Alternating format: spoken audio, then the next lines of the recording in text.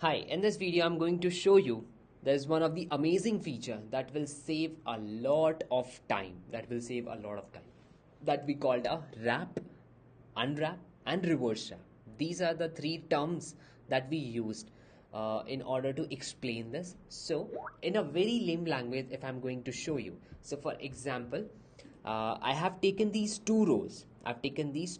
So what I will do in desktop, it will look exactly like this in a left and a right format. So left is an image and right is a text button and text. This is the one. But in mobile, if you can see, it will like top will be the image, then text, then button, then text. So it will be look like this.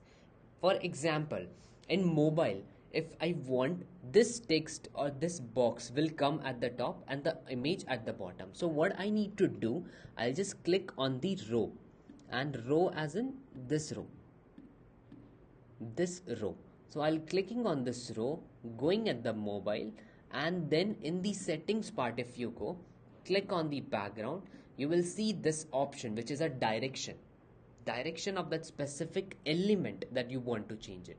So this is a normal one we called a wrap. Second, which is wrap reverse as in the bottom part will go at top and the image part will go at the bottom. Okay, so if I'm clicking on this, now you can see the text will be appearing at the top and this will be appearing at the bottom. And third is no wrap is in it will look exactly what it is looking in the desktop. So this will help you to save a lot of time because you don't need to create any different section for a specific one. So what we were going to do, and before we create the two section, for first is for desktop and second is for mobile. So now this single feature will save a lot of time so that you can use it and you don't need to put in a lot of efforts in order to rearrange the order of that image and the text and the button and these specific row. So this is how it can be done, and this is one of the most amazing and the time saving feature that we have built it for you. Thank you.